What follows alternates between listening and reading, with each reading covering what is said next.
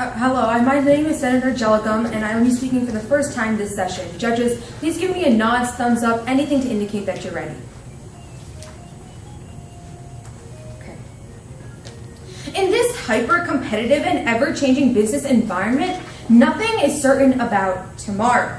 Businesses are looking for new destinations and new markets to capture. The emerging market of India, without a doubt, poses a good choice. India is one of the most promising investment destinations globally. With the opening of the Indian economy, U.S. investments in India are bound to take an immense jump.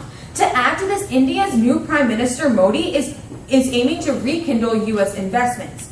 I strongly support this bill for the following two reasons. My first reason, the huge market price, cheap labor force, and a fast developing economy.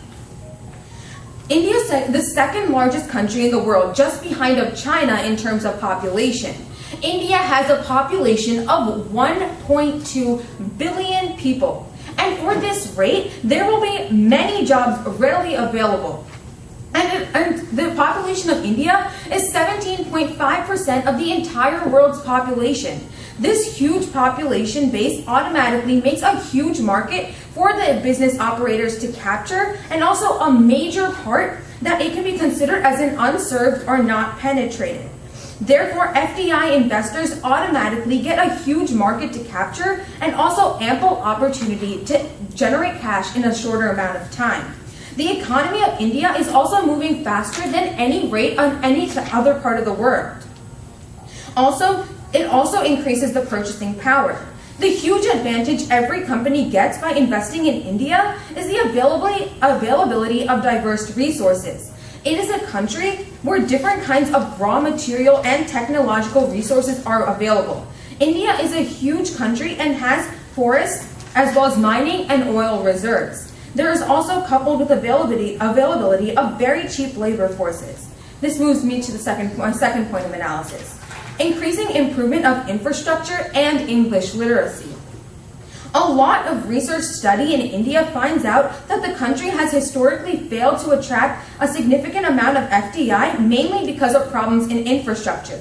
But the scenario is changing. The Indian government has taken huge projects in transportation and energy sectors to improve the case. The projects for developing road transport is worth $90 billion. And for rail, it has taken several projects, $20 million for each one. And also for ports and airports, $80 billion. In addition, the investment in energy development is worth $160 billion. These huge investments are requiring changing investment climate in the country, and investors will hugely benefit from that. Along with that, the Indian youth is very energetic and is very capable of speaking English, which is required in modern business conduction. This capability gives people from India an edge over other countries like China. And as per the Times of India, the success of India's Prime Minister, Mr. Modi's recent trip to the U.S. has paved the way for investments for worth $41 billion. Senator, time, 3 minutes, 20 seconds. Questions? Senator, once we invested in infrastructure and we suffer from payment security, how will we have a safety net?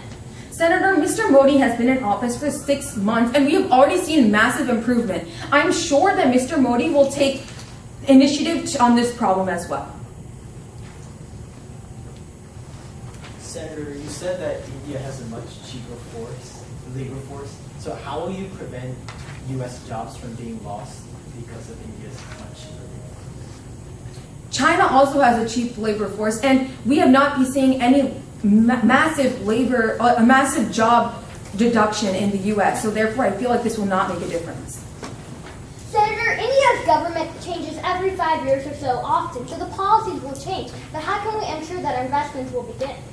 Senator, we have to focus on what's going on now.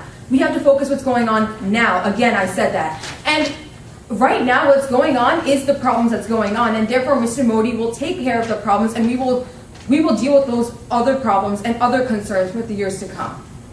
Senator, India has such lax labor law. There's so much child labor going on. So do you think it's ethical for U.S. businesses to invest? Definitely, most definitely, because as I mentioned, repeatedly, Mr. Modi is taking action on many problems like that. Senator? Senator, you said that we have to focus on policies that are happening right now, but don't we have to focus also on investments for the future? The things that we focus on now will affect the future. So therefore, I think that if we focus on what's happening now, it will benefit the future. Senator, you stated in your speech about India's young generation. Suppose something goes wrong with India. You think that young Indian people can rebel against us? Can you rephrase your question? Okay, so if something goes wrong when we invest in India, could their young generation of children rebel against us? Senator, rebellions are what makes a country strong, and without the many rebellions of America, we would not be here today. So therefore, I feel like the rebellions will make India an even stronger country than it is right now. Wow, what a vague question and vague answer. Okay.